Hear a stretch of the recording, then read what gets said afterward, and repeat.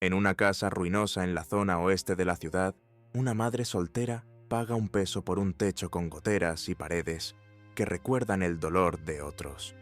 Los poderosos acechan como halcones, los vulnerables mantienen la cabeza gacha. Pero dentro de esas paredes yace una verdad silenciosa que pondrá a prueba los corazones y sanará una vieja herida. Quédate con esta historia. Suscríbete, dale me gusta al video y cuéntanos desde dónde nos estás viendo. El viento de julio bajaba del río con filo de navaja, atravesando el abrigo de segunda mano de Ángela Ríos mientras giraba la llave floja en la puerta hinchada. La casa en la calle de los Sauces, en el barrio de la Ribera, olía a yeso húmedo y a cigarrillos viejos. La humedad subía desde el sótano y el suelo se quejaba con largos gemidos. Una ventana rota vibraba en su marco mientras un autobús pasaba con un suspiro, salpicando aguanieve. Su hijo, Mateo, abrazaba una mochila delgada y su aliento salía blanco en el aire viciado. Se podía saborear el polvo, gredoso, amargo, y oír el suave goteo del agua derretida dentro de las paredes. Al otro lado de la calle, una camioneta negra esperaba con una impaciencia costosa. Patricio Herrera salió, todo guantes de cuero y sonrisa de superioridad, el tipo de hombre cuyos zapatos nunca han pisado un charco. Caminaba por la acera como si le perteneciera, y miraba la pintura descascarada como si lo hubiera insultado personalmente. «Un peso», dijo a nadie en particular, con una voz cálida como una mesa de caoba pulida. «Algunas cosas están sobrevaloradas». Ángela sintió la punzada y se apoyó en el marco de la puerta, cuya madera estaba astillada y fría. Pensó en el trabajo de cajera que desapareció cuando la tienda cerró, en el alquiler del que no podía escapar y en las noches con olor a cloro del refugio. Sus dedos rozaron un clavo doblado, su óxido fino como canela. Mateo estaba un poco detrás de ella, con los ojos alerta, observándolo todo. El zumbido de la camioneta, la colonia en el viento, la forma en que los hombres adultos miraban su cuadra y solo veían números. Patricio deslizó una tarjeta de presentación debajo de un ladrillo, junto al camino, y se despidió con un gesto perezoso de 2 dedos. La camioneta se alejó, sus neumáticos susurrando sobre el aguanieve gris. Ángela entró, cerró la puerta contra el viento y dejó que el silencio pesado y doloroso cayera, espeso como la lana y lleno de cosas no dichas. Antes de la Ribera había estado Rosario, y antes de eso, la promesa de un hombre que dijo que se quedaría. La vida se había reducido a lo que Ángela podía cargar. Una olla de cocción lenta, 2 tazones, 3 toallas y el pequeño globo de nieve que Mateo ganó en una rifa de la iglesia en San Telmo. Dentro del globo, un diminuto puente del alba se arqueaba sobre una brillantina que ya no se movía. El cristal se había rajado el verano pasado al caer de un estante, y el agua se filtró, dejando las escamas pegadas. Una vez había significado algún día. Ahora era solo peso. Lo colocó en el alféizar de una ventana que olía ligeramente a papas viejas y polvo calentado por el sol. Afuera, una sirena lejana unía la tarde con el pasado. En algún lugar, la radio de un vecino murmuraba viejas baladas a través de paredes delgadas, y un perro ladrando respondía. Mateo se frotó las manos y sopló sobre sus dedos, con una sonrisa que intentaba volver a su rostro. Tenía los ojos de ella, oscuros, firmes, y una forma de notar las pequeñas misericordias del mundo. El calor de la puerta de una lavandería, una manzana gratis en un comedor social, la forma en que la luz hacía que incluso los vidrios rotos parecieran joyas. La señora Ortiz, de 2 casas más abajo, llamó a la puerta con una olla de guiso aún caliente, el vapor empañando el aire gélido. Su cocina siempre había olido a comino y cebolla, a Consuelo viajando en el aliento. «Para su primera noche», dijo. «Un vecindario se construye en la mesa». Ángela sintió el calor del metal en sus palmas, y con él una amabilidad que casi había olvidado que pertenecía a los días ordinarios. Más tarde, en la penumbra, Con una lámpara prestada zumbando, Ángela pasó el pulgar sobre la grieta del globo de nieve. Había perdido un matrimonio, un trabajo y la paciencia del último propietario, pero no a Mateo, y no la pequeña y obstinada creencia de que una vida podía cambiar. Incluso con la brillantina atascada, conservaba el globo, prueba de que los sueños a veces se detienen antes de volver a moverse. Para agosto, la casa tenía un latido hecho de tareas. Ángela tapaba agujeros con masilla que le quemaba la garganta y sacaba clavos doblados con pinzas que chirriaban como ratones. El pasillo olía a cartón húmedo y al sabor metálico del cableado viejo. Luego vino el inspector municipal, pulcro e indiferente, dejando un aviso amarillo que ondeaba como una bandera de advertencia. Multas por violaciones del código, la condena en el horizonte si las reparaciones se retrasaban. El papel hizo un sonido quebradizo en el frío. El golpe fue más profundo de lo que su abrigo podía amortiguar. Las multas significaban elegir entre calefacción y esperanza. La maestra de Mateo llamó por una tarea atrasada. Se podía oír el estruendo de la cafetería detrás de su voz, el coro desordenado de los días normales de otros niños. Ángela contaba monedas en la encimera de la cocina a la pálida luz de una lámpara torcida, cada moneda un pequeño eco. Patricio regresó, esta vez con una voz más baja y una oferta más alta, un suspiro ensayado ante el potencial desperdiciado de una parcela como la suya. Ella se negó y su sonrisa se tensó. Esa noche, la vieja casa habló. Una tabla del suelo se levantó con una lenta exhalación y una corriente de aire se coló por una grieta fina cerca del zócalo, oliendo ligeramente a papel seco y algo parecido al alcanfor. Mateo pegó la oreja a la pared y golpeó. El sonido no era hueco, era denso, en capas, como si la casa se hubiera tragado un secreto y aprendido a respirar a su alrededor. Miró a su madre, la curiosidad brillando como una cerilla. Ángela, agotada hasta los huesos, miró el aviso amarillo y sintió que el pánico subía como agua fría. Se sentó en el suelo y apoyó la espalda en la pared. En el silencio, recordó una historia que la señora Ortiz le contó una vez sobre las viejas familias de aquí, trabajadores automotrices que escondían sus ahorros en latas de café durante las huelgas, mujeres que cosían dinero en las cortinas. Su mente, en carne viva por la preocupación, se enganchó en un hilo de posibilidad. Cerró los ojos, escuchó más profundamente y lo oyó de nuevo. Un leve traqueteo, como papel temblando, en algún lugar dentro de los huesos de la casa. Un sábado brillante de sol quebradizo, Mateo encontró la tapa de ventilación suelta en la cocina, los tornillos desgastados por el tiempo. Estaba buscando una canica perdida, siguiendo su rodar y su parada, ese pequeño golpe que los niños entienden con todo su cuerpo. El aire que salía del conducto era fresco y seco, con aroma a polvo y un susurro de cedro. Apuntó una linterna barata en la estrecha oscuridad y vio la esquina de una lata parpadeando. ¡Mamá! Su voz rebotó en las paredes desnudas, vibrando de descubrimiento. ¡Encontré algo! Ángela apareció en la puerta, con las manos blancas de polvo por lijar, un pañuelo desteñido sujetándole el pelo. La fatiga había tallado sombras bajo sus ojos, pero la curiosidad los iluminó ahora, mientras se arrodillaba junto a su hijo. El suelo crujió bajo ellos, la casa uniéndose a su conversación. «¿Qué es, mi amor?», preguntó, asomándose a la oscuridad donde temblaba el haz de luz de la linterna de Mateo. «Algo de metal, parece una caja», dijo él, con los dedos ya metiéndose en el conducto, estirándose hasta que su hombro presionó contra el borde metálico y frío. «Casi puedo, la tengo».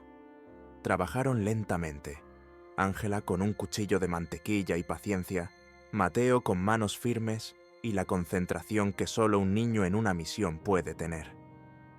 La caja de lata emergió como una vieja tortuga del barro, con la tapa oxidada en la bisagra y un peso sorprendente.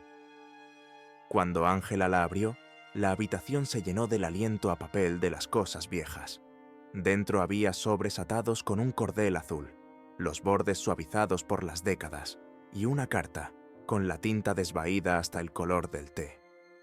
«Es de alguien que vivió aquí antes», susurró Ángela, manejando el papel como si pudiera disolverse entre sus dedos. La luz de la cocina parpadeó, proyectando sombras danzantes sobre la página amarillenta. La caligrafía pertenecía a otra época. «Si esto te encuentra, rezo para que te encuentre en necesidad y con esperanza». Estaba firmada por Eduardo Vargas, 1957, trabajador automotriz de la planta de La Boca, que una vez vivió en esta misma casa.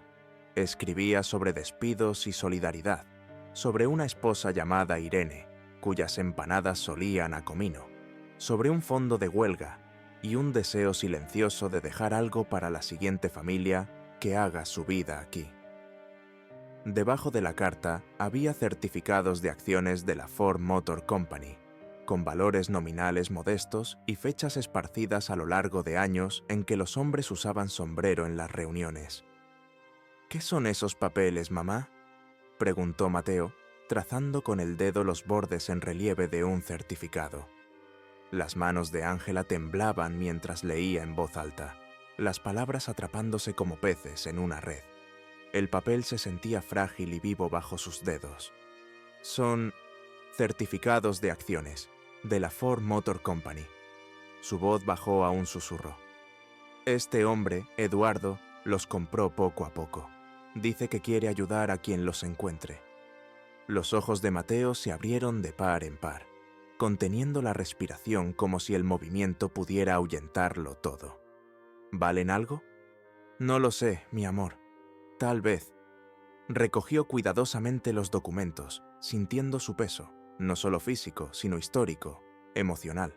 La cocina de repente parecía menos fría, los armarios rotos menos urgentes, el aviso amarillo menos definitivo. Esa noche, mientras las luces de la calle cobraban vida afuera, proyectando charcos ámbar sobre la nieve sucia, Ángela se sentó en su mesa tambaleante. La señora Ortiz había traído a su sobrino, que trabajaba en un banco en el centro. Sus dedos se movieron con cuidado sobre los certificados, sus ojos agrandándose detrás de unas gafas de montura de alambre. «Estos necesitan ser autenticados, por supuesto», dijo, con la voz callada por el respeto. «Pero si son reales, y creo que lo son, señora Ríos, esto podría cambiarlo todo». Las palabras flotaron en el aire como humo, demasiado frágiles para tocarlas. Mateo, fingiendo hacer la tarea en la encimera, dejó caer su lápiz. El sonido fue agudo en la habitación silenciosa. «¿Cuánto?», preguntó Ángela, sin atreverse a tener esperanza. Necesitaría un experto para valorarlos adecuadamente, pero estas compañías han dividido sus acciones muchas veces desde los años 50, incluso con inversiones iniciales modestas. Hizo una pausa, calculando. «Podría ser sustancial, muy sustancial». Esa noche, después de que Mateo se durmiera, Ángela se quedó junto a la ventana, viendo la nieve caer frente a las farolas. El globo de nieve roto estaba en el alféizar, su brillantina congelada capturando el brillo anaranjado del exterior.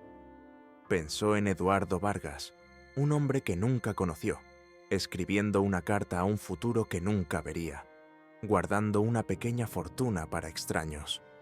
Pensó en su esposa Irene, con sus empanadas con olor a comino, en sus vidas en esta misma casa, caminando por estos mismos suelos crujientes. Las noticias viajaron como lo hacen en los barrios, a través de los bancos de la iglesia y las peluquerías, junto al vapor de los tamales y el humo de los asados del patio. La señora Ortiz llamó a su primo, que conocía a un gerente de banco. Los certificados fueron a un sobre de plástico, y un tasador de voz suave con una bufanda de lana vino con manos cuidadosas y una pequeña lupa. El número que murmuró en el zumbante silencio de la sala, después de las divisiones de acciones, después de décadas, quedó suspendido en el aire como una campana, algo cercano a $1,8 millones. La habitación pareció inclinarse. Ángela se sentó de golpe en el sofá hundido, sus resortes quejándose bajo su peso. Mateo le apretó la mano, su palma cálida y húmeda de emoción. «Mamá», susurró, «¿somos ricos ahora?» Ricos. La palabra parecía extraña, perteneciente a un idioma que nunca esperó hablar. Rico era Patricio Herrera con sus guantes de cuero y su sonrisa despectiva. Rico era pasar por los escaparates de las tiendas sin mirar primero los precios. Rico era no tener que elegir nunca entre calefacción y comida, entre medicinas y alquiler. «Tenemos opciones ahora», dijo con cuidado, el sabor de las palabras extraño en su lengua. «Pero tenemos que ser inteligentes. Esto no es solo dinero, es confianza». El tasador asintió, cerrando su portafolio con un suave chasquido. «Necesitarán asesoramiento legal y planificación financiera. Este tipo de ganancia inesperada puede desaparecer rápidamente si no se gestiona adecuadamente». Afuera, la camioneta negra de Patricio pasó, disminuyendo la velocidad como siempre lo hacía cuando inspeccionaba lo que consideraba futuras inversiones. Ángela observó a través de la ventana cómo notaba el coche del tasador, elegante, caro, fuera de lugar en la calle de los Sauces. Las luces de freno de Patricio parpadearon en rojo en la tarde gris, un signo de interrogación flotando en el aire frío. Esa noche, con Mateo dormido y la casa asentándose a su alrededor, Ángela leyó de nuevo la carta de Eduardo Vargas a la luz de una lámpara. Sus palabras, escritas décadas atrás, parecían hablar directamente a su presente. En tiempos de dificultad, descubrimos quiénes somos realmente. En tiempos de fortuna inesperada, decidimos en quiénes deseamos convertirnos. El centro comunitario de la calle Fénix olía a cera para pisos y a café instantáneo, con el vapor saliendo de urnas metálicas dispuestas en una mesa trasera. Las sillas de plástico crujían bajo el peso de los abrigos de invierno y los cuerpos preocupados. El inspector municipal, el señor Ramírez, estaba sentado cerca de la parte de atrás, con el rostro inexpresivo, un bloc de notas legal amarillo equilibrado en su rodilla. La sala zumbaba con susurros y el crujido de papeles, interrumpido por el chirrido ocasional del viejo sistema de calefacción.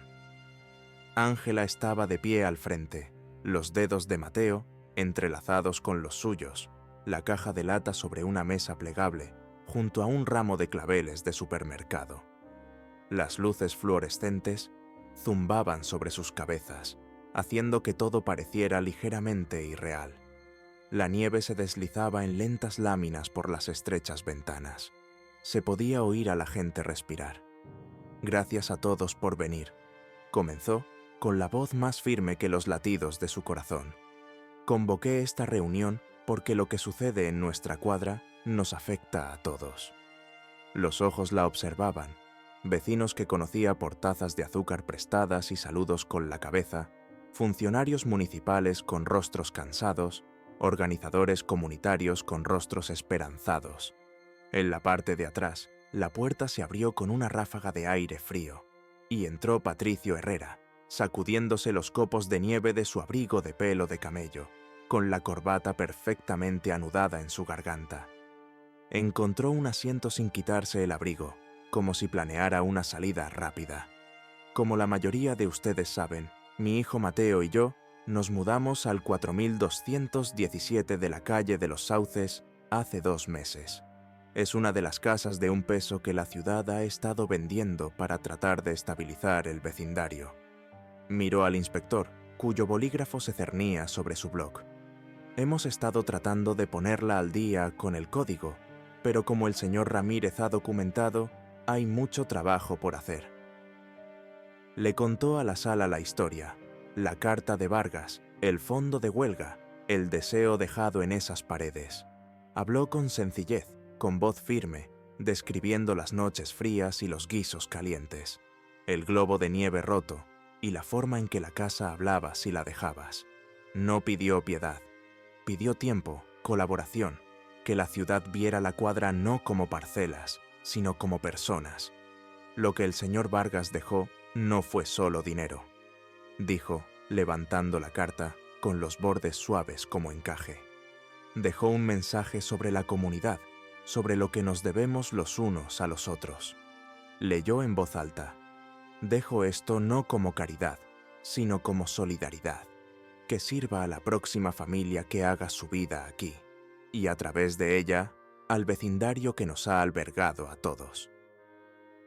Algo cambió en la sala. La postura del inspector se suavizó. Las cabezas asintieron. Un murmullo de asombro comenzó en una esquina y se extendió como un himno. La señora Ortiz se secó los ojos con un pañuelo. «Así que esto es lo que propongo», continuó Ángela, desplegando una hoja de papel donde había escrito su plan con una caligrafía cuidadosa. «Primero, usamos parte del dinero para renovar completamente nuestra casa, no solo para cumplir con el código, sino para superarlo, para convertirla en un hogar que honre su historia». El inspector asintió, tomando una nota. «Segundo, establecemos un fondo de mejora del vecindario, subvenciones de contrapartida para otros propietarios de la cuadra que necesiten ayuda con las reparaciones». Miró a sus vecinos, vio la esperanza nacer en rostros que se habían acostumbrado a la decepción. Tercero, una beca a nombre de Eduardo e Irene Vargas para los chicos de la Ribera, que saben lo que son las neveras vacías y los corazones llenos. La sala estaba en silencio ahora. La atención era total. Y finalmente, dijo, su voz ganando fuerza, pedimos que la ciudad se asocie con nosotros. Pausar las acciones de cumplimiento del código en nuestra cuadra durante 6 meses mientras implementamos estas mejoras. Trabajar con nosotros en lugar de contra nosotros. El director de vivienda de la ciudad se inclinó hacia adelante. Esa es una solicitud inusual, señora. Ríos. Estas son circunstancias inusuales, respondió Ángela. Y creo que todos queremos lo mismo, un vecindario donde la gente pueda vivir con dignidad. Patricio Herrera dio un paso adelante entonces, con los labios entreabiertos para el familiar discurso de ventas sobre el mayor y mejor uso y la eficiencia del mercado. Miró el informe del tasador que ahora circulaba entre los funcionarios, a los reporteros que de alguna manera se habían enterado de la historia, con sus cámaras levantadas, al abrigo delgado y los ojos solemnes de Mateo. Lo que fuera que había preparado sonó falso en sus propios oídos. Bajó la vista. «Señor Herrera», dijo Ángela, sorprendiéndose a sí misma por la calma en su voz. «Usted ha estado tratando de comprar nuestra casa y otras en la cuadra durante meses. Entiendo la lógica empresarial, pero quiero que entienda algo más». Caminó hacia él, sosteniendo el globo de nieve que había viajado con ellos desde Rosario hasta el refugio y hasta la calle de los Sauces. «Esto está roto», dijo, sosteniéndolo para que pudiera ver la grieta, la brillantina atascada. «Pero lo conservamos porque nos recuerda que a veces las cosas que parecen congeladas pueden volver a moverse. Eso es este vecindario, no una colección de parcelas, sino un lugar donde las vidas pueden desatascarse y empezar a moverse de nuevo». Patricio la miró a los ojos, no con su cálculo habitual, sino con algo parecido al reconocimiento. Una mujer que había recordado lo que una casa debería significar. La sala, como testigo, se puso de pie en una lenta ola. Más tarde, mientras la gente salía a la noche nevada, el director de vivienda se acercó a Ángela con la mano extendida. «Trabajaremos con usted», dijo. «Esta es exactamente el tipo de solución liderada por la comunidad que hemos estado esperando». El inspector rompió el aviso amarillo por la mitad con una sonrisa. «Considérelo un nuevo comienzo», dijo. Patricio se quedó cerca de la puerta, observando cómo los vecinos rodeaban a Ángela con abrazos y apretones de manos. Mateo estaba a su lado, con los hombros más rectos que el primer día en la calle de los Sauces. Cuando la multitud se dispersó, Patricio se acercó a ellos, con las manos metidas en los bolsillos de su abrigo. Señora Ríos, dijo, con la voz más baja de lo que nunca la había oído. La juzgué mal, y juzgué mal esa casa. Ángela lo estudió, el corte de pelo caro, las uñas cuidadas, la distancia que mantenía entre él y el mundo. Es fácil ver edificios y olvidar a las personas que hay dentro, dijo, sin crueldad. Quizás la próxima vez que pase por nuestra calle, podría detenerse, tomar una taza de café, conocer a los vecinos. Una pequeña sonrisa asomó en la comisura de sus labios. Quizás lo haga, asintió a Mateo. Tienes una madre extraordinaria, jovencito. Mientras caminaban a casa a través de la suave nieve, las farolas proyectando cálidos charcos de luz en la acera, Mateo apretó la mano de su madre. «Mamá», dijo, con voz baja y segura, «¿ganamos?» Ángela lo miró, al rostro que había soportado tanto cambio con tanto coraje. «No ganamos, mi amor», dijo suavemente. Recordamos que las casas son para las personas, no para el lucro, que los vecinos importan, que la dignidad no es algo que nadie pueda vender por $1 o comprar por $1.000.000. La casa en la calle de los Sauces los esperaba, sus ventanas brillando con lámparas prestadas, la promesa del mañana contenida en sus pacientes paredes. La primavera llegó a la calle de los Sauces con el olor a tierra descongelada y aceite de motor. Los últimos montones obstinados de nieve gris se retiraron de las aceras y las esquinas, revelando manoplas perdidas y juguetes olvidados. Ángela se despertaba cada mañana con el sonido del canto de los pájaros mezclado con el ritmo constante de los martillos y el zumbido de las herramientas eléctricas. La renovación había comenzado en serio tan pronto como el suelo se descongeló lo suficiente para el trabajo de cimentación. Mateo estaba en el porche delantero, observando cómo los trabajadores descargaban madera de un camión, su aroma a recién cortada agudo en el aire de la mañana. Llevaba un casco amarillo brillante que el capataz, Luis, le había dado, varias tallas más grande, pero usado con un orgullo indisimulado. Ángela sonrió mientras le entregaba su bolsa de almuerzo. «Recuerda lo que dijo Luis», le recordó. «Puedes mirar, pero...» «Quedarme detrás de la cinta de seguridad», terminó Mateo, sonriendo. «Lo sé, mamá». El jefe de proyecto, Darío Villanueva, se acercó con los planos bajo el brazo, el papel crujiendo con la brisa primaveral. Había crecido a 3 cuadras de allí y había insistido en tomar el trabajo cuando escuchó la historia del legado de Eduardo Vargas. Su voz tenía la calidez ronca de alguien que conocía las casas desde sus cimientos. «Buenos días, señora. Ríos», dijo, desenrollando los planos en la barandilla del porche. «Hoy empezamos con la instalación eléctrica. El cableado de este lugar es más viejo que los cuentos de mi abuela». Ángela asintió, estudiando las líneas azules que transformarían su casa esquelética en algo completo. «¿Necesitaremos mudarnos durante esa parte?» «No, podemos trabajar a su alrededor, aunque puede que haya algunas horas sin electricidad». Miró a Mateo, que intentaba parecer serio mientras equilibraba el casco de gran tamaño. Quizás su asistente de capataz pueda ayudar a llevar la cuenta del cronograma. Mateo se enderezó, la importancia posándose sobre sus estrechos hombros como una capa. Por dentro, la casa ya se sentía diferente. Las paredes habían sido abiertas en algunos lugares, revelando los secretos entre los montantes.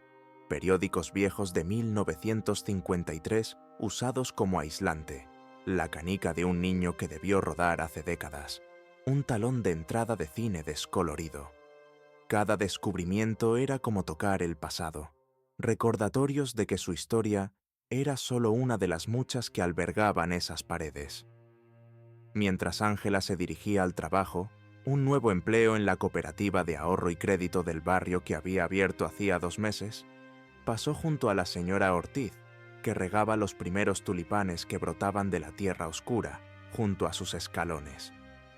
«La casa se ve bien», gritó la señora.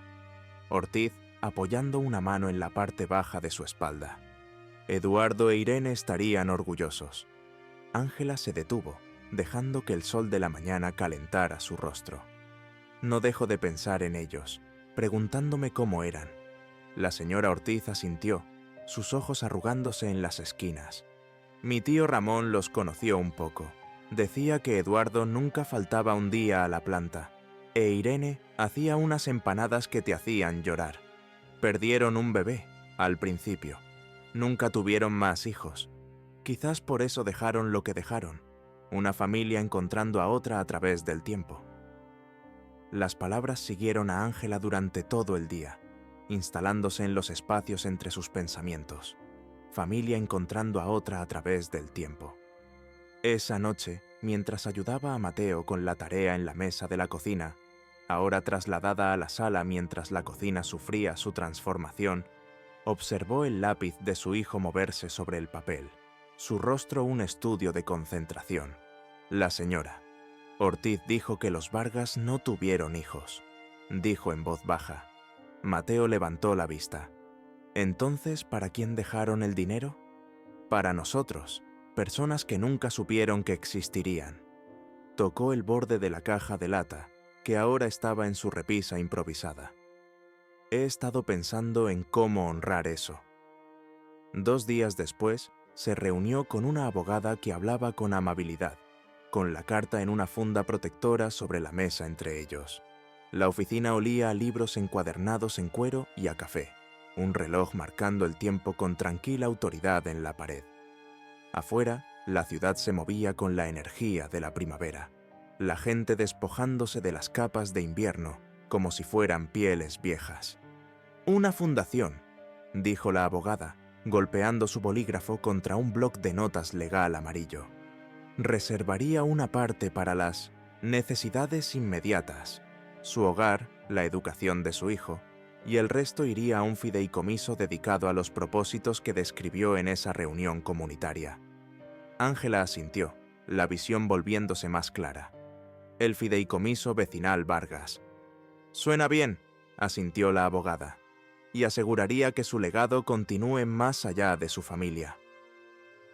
A principios de octubre, la transformación de la casa había avanzado lo suficiente como para que Ángela y Mateo pudieran volver a sus dormitorios de arriba.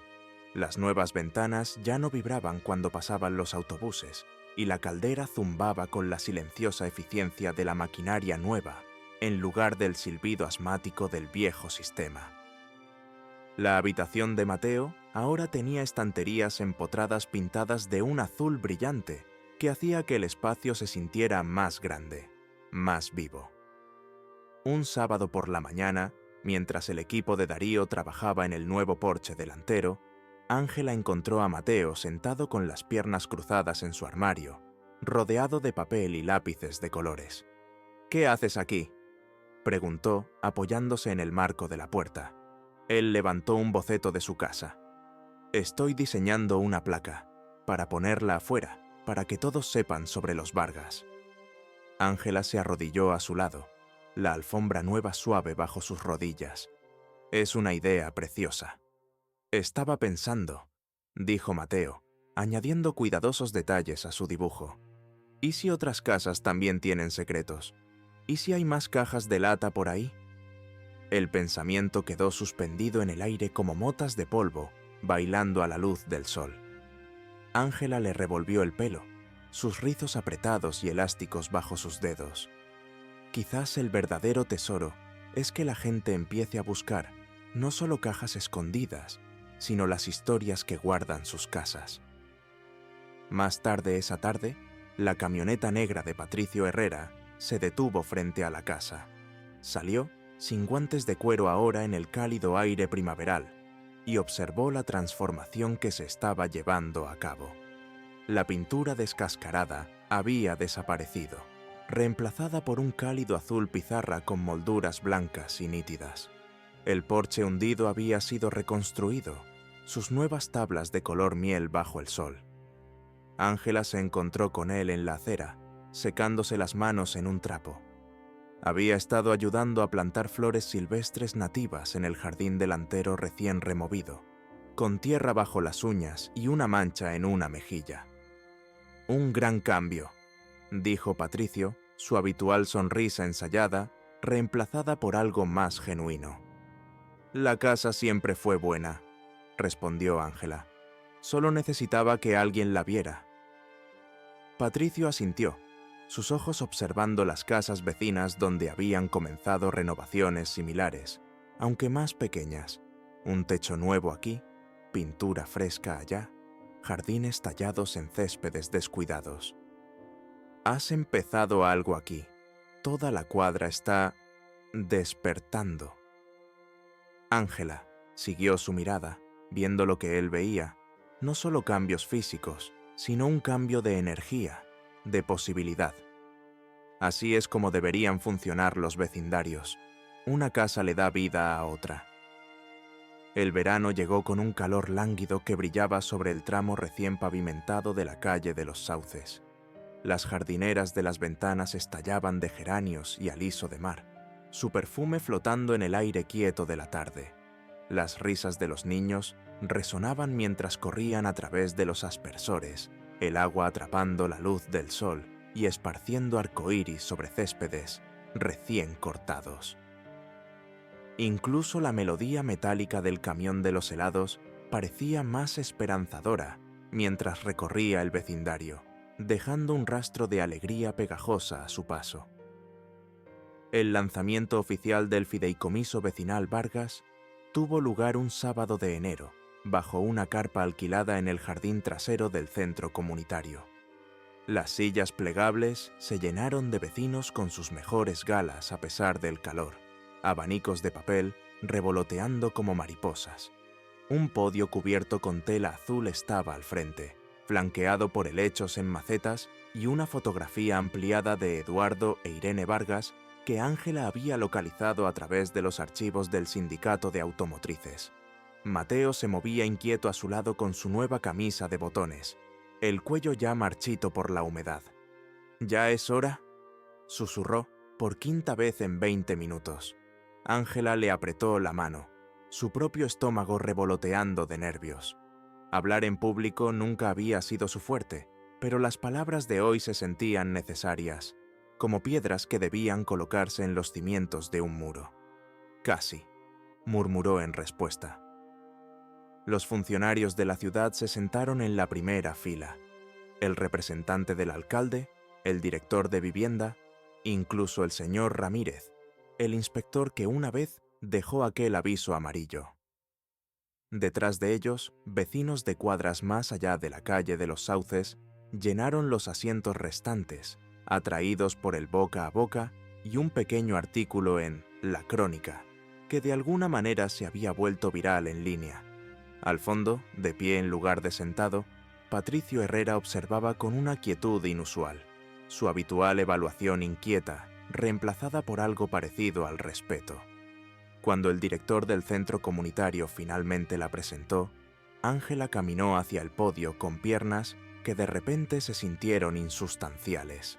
El micrófono emitió un suave chillido de retroalimentación mientras lo ajustaba. «Gracias a todos por venir», comenzó, su voz encontrando su fuerza mientras hablaba. «Hace 6 meses, mi hijo y yo nos mudamos a una casa que la ciudad vendió por $1. Estábamos agradecidos por esa casa de $1.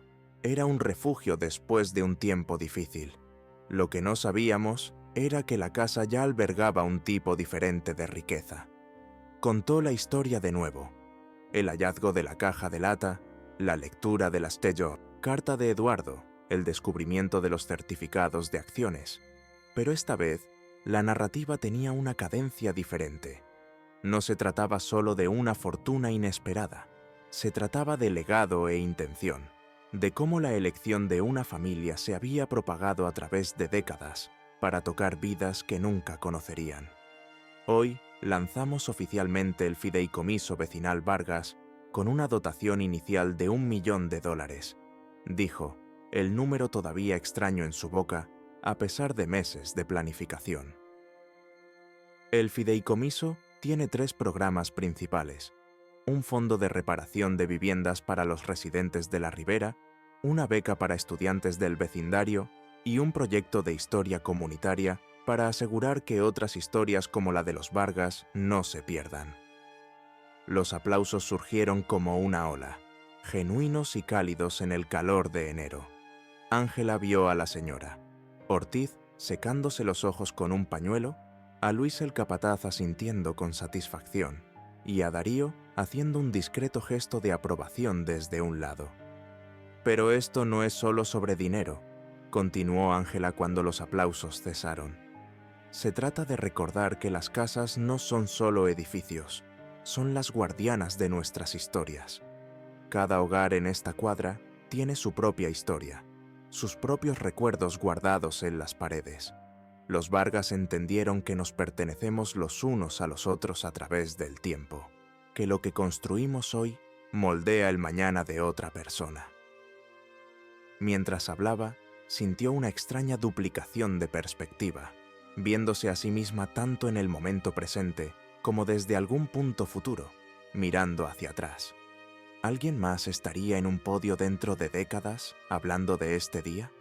¿Las decisiones que estaban tomando ahora resonarían en vidas que aún no habían comenzado? Después de la ceremonia, mientras la gente se mezclaba tomando limonada y galletas de la panadería del barrio, el representante del alcalde se acercó con la mano extendida. «Señora Ríos, lo que ha hecho aquí es extraordinario. La ciudad está interesada en usar el modelo de la Ribera en otros vecindarios. Esta asociación entre la preservación histórica, la inversión comunitaria y el liderazgo de los residentes». Ángela sonrió, pensando en los meses de investigación nocturna, las reuniones alrededor de las mesas de cocina, las hojas de cálculo que le habían nublado la vista. Solo funciona si la gente ve los vecindarios como algo más que bienes raíces. A medida que el verano se convertía en otoño, las ondas se extendieron. 3 casas más en la calle de los Sauces encontraron tesoros ocultos, no certificados de acciones, sino artefactos que conectaban el presente con el pasado. Un alijo de cartas entre hermanos que sirvieron en la Segunda Guerra Mundial. Un diario de una mujer que había ayudado en una red clandestina de libertad. Una colección de insignias sindicales y pancartas de huelga de la década de 1940. Cada descubrimiento se convirtió en parte del proyecto de historia comunitaria, exhibido en un pequeño espacio de museo creado en la oficina no utilizada del centro comunitario. Mateo comenzó 6º grado en la escuela secundaria renovada, llevando una mochila nueva y la confianza tranquila que provenía de tener un terreno estable bajo sus pies, su maestra, la señora. Barton asignó un proyecto de historia familiar, y él llevó el globo de nieve, todavía rajado, todavía apreciado, para explicar cómo un solo objeto podía contar muchas historias. Mi mamá dice que nos recuerda que a veces las cosas que parecen congeladas pueden volver a moverse, dijo a sus compañeros con la voz clara en el aula atenta, como nuestro vecindario. En una tarde fresca de abril, mientras las hojas carmesí correteaban por las aceras y el olor a humo de leña flotaba en el aire, Ángela estaba en su porche delantero viendo a Mateo andar en su bicicleta de cumpleaños en círculos perezosos. La casa detrás de ella estaba completamente renovada, sus cimientos fuertes, sus sistemas zumbando con silenciosa eficiencia. La placa que Mateo había diseñado colgaba junto a la puerta principal, las letras de bronce capturando la luz oblicua del otoño. El hogar legado, Vargas, donde el pasado se encuentra con el futuro. La camioneta de Patricio Herrera giró en la calle de los Sauces. Ya no era una anomalía en un vecindario donde los valores de las propiedades habían comenzado un ascenso constante. Él también había cambiado. Su ojo de desarrollador ahora veía el potencial para la restauración en lugar de la demolición. Había comprado la tienda de la esquina abandonada y la estaba convirtiendo en un espacio de uso mixto. Apartamentos arriba, pequeños negocios abajo, con alquileres asequibles escritos en los contratos. Aparcó y caminó hacia ella, llevando una carpeta con la confianza casual de alguien que había encontrado una nueva forma de medir el valor. «La propuesta del recorrido histórico», dijo, entregándole los papeles. «La Autoridad de Desarrollo del centro está interesada. Creen que podría atraer atención positiva a la ribera, quizás también algunos dólares de los turistas». Ángela oyó el plan. Un recorrido a pie por las casas del vecindario, con importancia histórica, con la Casa Vargas como pieza central y las ganancias destinadas al fideicomiso. La idea de extraños deambulando por su sala de estar todavía se sentía extraña, pero también correcta de alguna manera. La casa continuando su trabajo como un puente entre las personas. «Lo llevaré a la junta del fideicomiso la próxima semana», dijo, metiendo la carpeta bajo el brazo. Patricio asintió, observando a Mateo tambalearse en una curva con su bicicleta. «Nunca pensé que diría esto, pero me alegro de que no me vendieras». Ángela se rió, el sonido elevándose libre en el aire otoñal. «Ya somos dos». Mientras él regresaba a su coche, sintió un calor curioso que no tenía nada que ver con el sol de la tarde. No era triunfo, eso habría sido un sentimiento demasiado agudo, demasiado pequeño para lo que había sucedido aquí. Era algo más profundo, la satisfacción de presenciar la transformación, no solo en las casas o los vecindarios, sino en las personas. Patricio con su nueva visión, el señor Ramírez ahora abogando por los residentes en el ayuntamiento, Mateo creciendo en sí mismo como una planta a la que finalmente se le da la tierra adecuada. La primera nevada de junio llegó suavemente, con grandes copos cayendo frente a las farolas y posándose en los tejados, recién renovados a lo largo de la calle de los Sauces. Ángela estaba de pie junto a la ventana de la sala, una taza de té calentando sus manos, observando cómo el mundo se volvía blanco y silencioso. Detrás de ella, un pequeño fuego crepitaba en la chimenea de ladrillo restaurada, proyectando sombras danzantes sobre las paredes ahora pintadas de un cálido marfil. La casa olía a pino, del pequeño árbol de Navidad en la esquina, y a canela de las galletas que se enfriaban en las rejillas de la cocina. Había pasado un año desde que giraron por primera vez esa llave en la puerta hinchada. Un año de transformación, no solo para la casa o el vecindario, sino para la propia Ángela. La mujer tímida que una vez contaba monedas a la luz tenue era ahora la directora ejecutiva del fideicomiso Vargas, gestionando un presupuesto y personal, hablando en reuniones de planificación urbana, asesorando a otros vecindarios que buscaban replicar su éxito. Los pasos de Mateo resonaron en las escaleras, ya no cuidadosos con las tablas crujientes que habían sido reemplazadas. A los 12 años, parecía crecer más alto cada día, su voz a veces quebrándose a mitad de una frase, para su gran vergüenza.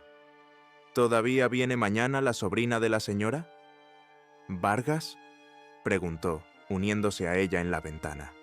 Ángela asintió, observando su reflejo en el cristal. «Su vuelo llega a las 2. Luis la recogerá en el aeropuerto.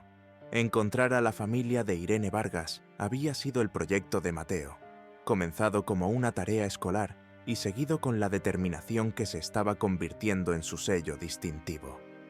Había pasado horas en la biblioteca, revisando archivos de microfilmes, rastreando certificados de matrimonio y obituarios hasta que encontró a Elena Navarro, la hija de la hermana de Irene, que vivía en Mendoza. La carta que le había escrito, cuidadosamente redactada, borrada, reescrita, había recibido una llamada telefónica entre lágrimas como respuesta. Ahora Elena venía a ver la casa donde habían vivido su tía y su tío, a presenciar lo que su legado había creado. A los 78 años, era la última conexión viva con los Vargas, la guardiana de historias familiares que no existían en ningún registro público. Al día siguiente, mientras la débil luz del sol invernal brillaba sobre la nieve fresca, un coche se detuvo frente a la casa. Mateo pegó la cara a la ventana, su aliento empañando el cristal, mientras Luis ayudaba a una mujer mayor a bajar del asiento del pasajero. Era pequeña, apenas más alta que el propio Mateo, con el pelo plateado cortado en un bob pulcro y un abrigo de lana rojo abotonado contra el frío. Ángela la recibió en la puerta, con el corazón inexplicablemente acelerado. «Señora Navarro, soy Ángela Ríos, y este es mi hijo, Mateo». Los ojos de Elena, azul brillante, alertas a pesar de sus años, se movieron del rostro de Ángela al de Mateo, y luego más allá de ellos, hacia la entrada con sus pisos de madera restaurados y su lámpara de época. «Oh, cielos», dijo suavemente, su acento todavía con rastros de la tierra de sus padres. «Está tal como la recuerdo, solo que más nueva». La ayudaron a entrar, le quitaron el abrigo y la acomodaron en el sillón más cercano al fuego. Sus dedos nudosos, manchados por la edad pero firmes, trazaron el borde de la caja de lata que Ángela había colocado en la mesa de centro. «La caja de seguridad del tío Eduardo», murmuró, con lágrimas asomando en sus ojos. «Recuerdo que la guardaba en su taller. Siempre estaba guardando pequeñas cantidades de dinero. A veces volvía loca a la tía Irene». Se rió, el sonido sorprendentemente juvenil. Él decía, «Algún día esto importará», y ella ponía los ojos en blanco. A medida que la tarde se convertía en noche, Elena compartió historias que llenaron los vacíos en su comprensión. Cómo Eduardo había sobrevivido a la Gran Depresión trabajando en 3 empleos. Cómo había conocido a Irene en un baile de la iglesia. Cómo habían perdido a su única hija por una neumonía cuando solo tenía 4 años. Cómo la huelga de 1950 en la planta casi los había arruinado financieramente, pero había fortalecido su compromiso con la causa sindical. «Amaban esta casa», dijo Elena, aceptando una taza de té de Mateo con un gesto de agradecimiento. «La tía Irene solía decir que tenía un buen alma. Nunca supe muy bien a qué se refería hasta hoy». Después de la cena, una comida criolla que Ángela había investigado y preparado con un cuidado nervioso, se reunieron de nuevo en la sala de estar. La nieve había arreciado, arremolinándose frente a las ventanas ahora vestidas con cortinas que la propia Irene habría aprobado. Elena se sentó con un álbum de fotos abierto en su regazo, mostrándoles instantáneas descoloridas de Eduardo e Irene de pie, orgullosos, en el mismo porche que Ángela ahora barría cada mañana. «Les traje algo», dijo Elena, metiendo la mano en su bolso. Sacó un pequeño paquete envuelto en papel de seda. «Cuando la tía Irene falleció, algunas cosas me llegaron a mí. Esto debería estar aquí, en su hogar». Ángela desenvolvió el paquete con cuidado, revelando una pequeña caja esmaltada pintada con delicadas rosas. Dentro había un anillo de bodas de mujer, una simple banda de oro desgastada por décadas de uso. «El anillo de Irene», explicó Elena. «Siempre decía que la casa debía tenerlo cuando ella se fuera. Tampoco entendí eso nunca, hasta que llegó tu carta». Ángela sostuvo el anillo en la palma de su mano, sintiendo su ligero peso, la suavidad del oro que había sido calentado por la mano de otra mujer a través de innumerables días de cocinar, limpiar, jardinería, amar. El valor de una vida entera capturado en un círculo de metal. «Lo guardaremos a buen recaudo», prometió. «Pertenece a este lugar». Más tarde, después de que Elena se hubiera instalado en la habitación de invitados y Mateo finalmente hubiera sido persuadido para irse a la cama, Ángela se sentó sola junto al fuego agonizante. La casa crujió y se asentó a su alrededor, sus sonidos ahora tan familiares como los latidos de su propio corazón. Se deslizó el anillo de Irene en su dedo. Le quedaba perfecto, como si la hubiera estado esperando, y pensó en la extraña simetría de las vidas conectadas a través del tiempo por paredes y suelos, por tesoros ocultos y luchas compartidas. La mañana siguiente amaneció clara y fría, la luz del sol convirtiendo la calle cubierta de nieve en un deslumbrante lienzo blanco. Elena estaba en el porche, abrigada contra el frío, mientras Ángela y Mateo le daban un recorrido por el vecindario, el centro comunitario renovado con su museo de historia, la tienda de la esquina que ahora albergaba una cafetería y una librería, las otras casas en la calle de los Sauces con su pintura fresca y su orgullo de propiedad. En el pequeño parque que una vez fue un terreno baldío, los niños hacían muñecos de nieve y se lanzaban bolas de nieve, sus risas resonando en el aire fresco. Elena los observaba, con los ojos brillantes de recuerdos. Eduardo estaría tan orgulloso, dijo, no solo de que el dinero haga el bien, sino de cómo han honrado su historia. Nunca tuvieron mucha voz cuando estaban vivos, solo 2 trabajadores tratando de salir adelante. Pero ahora... Hizo un gesto hacia el vecindario a su alrededor, hacia la placa en el centro comunitario que nombraba El Ala Vargas. Mientras regresaban a la casa, una familiar camioneta negra se detuvo. Patricio salió, ahora vestido con botas prácticas y una parca en lugar de sus trajes antes inmaculados. Se había convertido en una presencia habitual en el vecindario, su empresa de desarrollo ahora especializada en la restauración histórica, en lugar de las demoliciones. «Señora Ríos», llamó, acercándose con una carpeta en la mano. El Concejo Municipal aprobó la designación histórica. La Ribera es oficialmente el distrito histórico más nuevo de la ciudad. Ángela se lo presentó a Elena, observando cómo se inclinaba para estrecharle la mano con genuino respeto. Qué lejos habían llegado todos, desde aquel primer día frío en que él había despreciado su casa por considerarla sobrevalorada en un peso. Esa noche, mientras Elena compartía más historias con chocolate caliente, Mateo recordó algo de repente. Corrió escaleras arriba y regresó con el globo de nieve, su grieta todavía visible, su brillantina aún congelada en su lugar. «Esto se rompió hace mucho tiempo», le explicó a Elena, colocándolo en sus manos curtidas. «Pero mamá lo guardó porque dice que nos recuerda que a veces las cosas que parecen atascadas pueden volver a moverse». Elena giró el globo a la luz de la lámpara, observando cómo la brillantina atrapada captaba y retenía el brillo. «Tu madre es una mujer sabia», dijo, sonriendo a Ángela por encima de la cabeza de Mateo. «Y a veces las cosas más valiosas son las que se han roto y se han conservado de todos modos». Más tarde, después de que la casa se hubiera aquietado por la noche, Ángela se paró de nuevo junto a la ventana de la sala. La calle se extendía ante ella, pacífica bajo su manto de nieve, las luces de los porches brillando como bienvenidas. Sintió el anillo de Irene en su dedo, un peso cómodo ahora, como la responsabilidad que había asumido con el fideicomiso, como el amor que sentía por Mateo, como la esperanza que albergaba para su futuro. El amor y la dignidad. Susurró a la casa silenciosa, haciéndose eco de las palabras que le había dicho a Mateo en su primera noche aquí. Son tesoros que nadie puede robar.